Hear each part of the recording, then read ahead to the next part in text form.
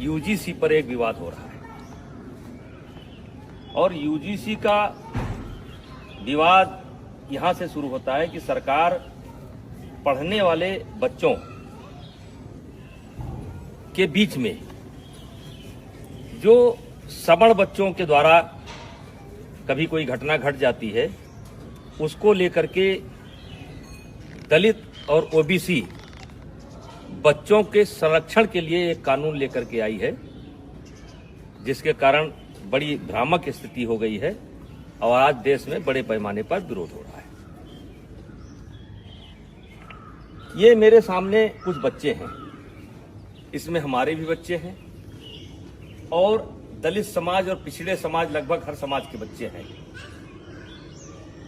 ये रोज साथ में खेलते हैं। कितने दिन से तुम लोग साथ में खेल रहे हो? 5 साल से ये बच्चे डेली शाम को आते हैं और खेलते हैं। फिर इनको कोई नाश्ता पानी? हाँ, जैसे लड्डू मिठाई चाय आम मटर सीजनल, यानी जो घर पर रहता है वो ये लोग साथ में बैठ करके ये नाश्ता करते हैं। ये कोई कानून के तहत नहीं कर रहे हैं, ये कानून के बंदिश से नहीं खेल रहे हैं। ये हमारी सनातन की परंपरा रही है, हमारे नस नस में है। पंडित दीनदयाल जी ने कहा था कि जो नीचे हैं उनको ऊपर लाना है और यही हमारी सनातन परंपरा है, यही हमारी सवर्ण परंपरा है कि जो नीचे हैं उनके साथ भेदभाव ना करना, ऊपर लेकर के आना। इसका मिसाल ये किसी कानून के तहत नहीं हो रहा है। और आज मैं सरकार से कहना चाह रहा हूं कि समाज कैसे चलता है, ये ऑफिस में बैठ करके समाज को नहीं चलाया जा सकता है। समाज को चलाना है तो गांव आइए और गांव में देखिए कि बिना भेदभाव के, बिना किसी जातीय रंग के एक साथ बच्चे खेलते हैं। कोई बच्चा किसी की जात नहीं पूछता है। क्या आप चाहते हैं कि भविष्य में इस घर के अंदर एंट्री दी जाए तो ओबीसी को न दी जाए? क्या आप चाहते हैं इस घर में एंट्री दी जाए तो दलित को न दी जाए? क्या आप चाहते हैं ऐसा आप माहौल खड़ा कर रहे हैं? तो आपसे हाथ जोड़ करके विनती है, इस मामले को वापस लीजिए। और मैं अपील करना चाहता हूं, सवर्ण समाज से अपील करना चाहता हूं कि इसमें संपर्क करिए ओबीसी के लोगों से। ओबीसी समाज के जो समझदार लोग हैं उनसे संपर्क करने की जरूरत है। जो दलित समाज के समझदार बच्चे हैं उनसे संपर्क करने की जरूरत है और उनसे इसका विरोध कराना है, क्योंकि गांव में हम एक साथ रहते हैं। गांव में कोई शादी होता है, ब्याह होता है, हर आदमी का कोई ना कोई हक है, कोई ना कोई नेग है, हर तरीके से भागीदारी होती है। अभी मैंने सनातन कथा कराया, 1 जनवरी से लेकर के 8 जनवरी तक मैंने सनातन कथा कराया और जिसमें सदगुरु रितेश्वर महाराज जी ने कथा कहा। मैंने 52 जाति समाज के जो धर्म गुरु थे उनसे उद्घाटन कराया, उनसे एक एक वृक्ष लिया और मैं सनातन वाटिका बनाने जा रहा हूं। आपने तो कानून बना करके हमारे उस मिशन को स्वाहा कर दिया। आकर के आइए हम आपको दिखाते हैं कि कौन सा समाज ऐसा है जिसने उस कथा में भागीदारी नहीं की है और सहयोग नहीं किया है। तो ये कोई नई परंपरा नहीं है, ये हमारी सनातन परंपरा है, ये हमारी परंपरा रही है। इसमें कानून की कोई जरूरत नहीं है। हाँ, कोई बच्चा गलती करता है जो क्षमा करने योग्य नहीं है तो उसको आप सजा दीजिए। यदा कदा घटनाएं घट जाती हैं, सजा दीजिए, उसमें कोई विरोध नहीं है। लेकिन ये जो कानून है ये समाज में टकराव पैदा करेगा और इसीलिए आज कई दिन से मेरे ऊपर दबाव पड़ रहा था, बोलो बोलो बोलो। हमने कहा हम गांव में जाकर के बोलेंगे। ये बच्चों को मैंने जानबूझ करके इकट्ठा नहीं किया है, इसमें हर जात समाज के बच्चे हैं और एक रोज की बात नहीं, रोज खेलते हैं। और ऐसा केवल यही नहीं है, हर गांव में है। हर गांव में कोई क्रिकेट खेल रहा है, कोई कबड्डी खेल रहा है, कोई खो खो खेल रहा है, एक साथ पढ़ते हैं। वैसे भी इसके पहले आपने कानून बनाए, दलितों के ऊपर अत्याचार ना हो इसके लिए कानून बनाए। क्या दलितों के ऊपर अत्याचार रुक गया?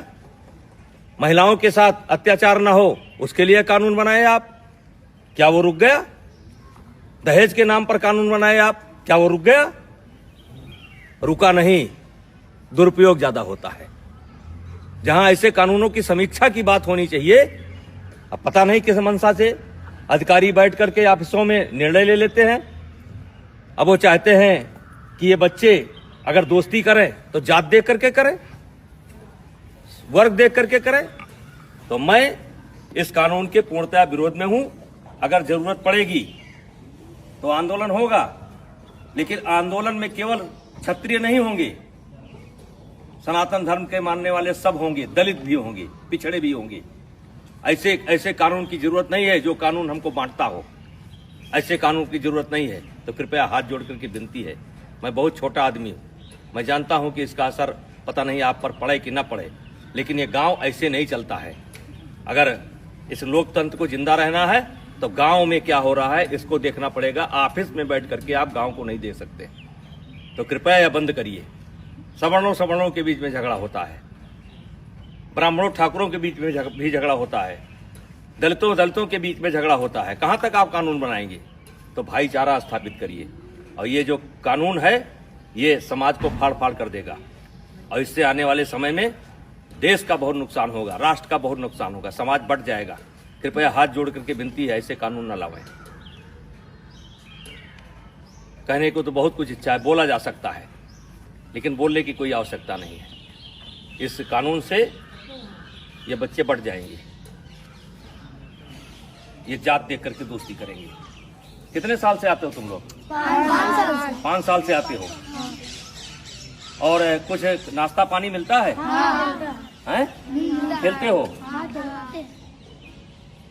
तो मैं जो लोग भी लेकर के आए हैं उनसे कहना चाहता हूं कि ये कानून आपका समाज में भेदभाव पैदा करेगा और ये बच्चे बढ़ जाएंगे, और ये देश के लिए अच्छा नहीं होगा। और मैं इस कानून में, वैसे मैं एबीपी का बयान देख रहा था, संतुलन की बात की गई है। इस कानून में संतुलन नहीं है। आपने एक पक्ष को अपराधी बना करके खड़ा कर दिया है, और वकील का भी मौका नहीं दिया कि इनका वकील कौन होगा। तो जो गलत करता है उसको सजा मिलनी चाहिए, चाहे क्षत्रिय समाज का हो, चाहे ब्राह्मण समाज का हो, चाहे किसी समाज का हो, वो सजा का हकदार है।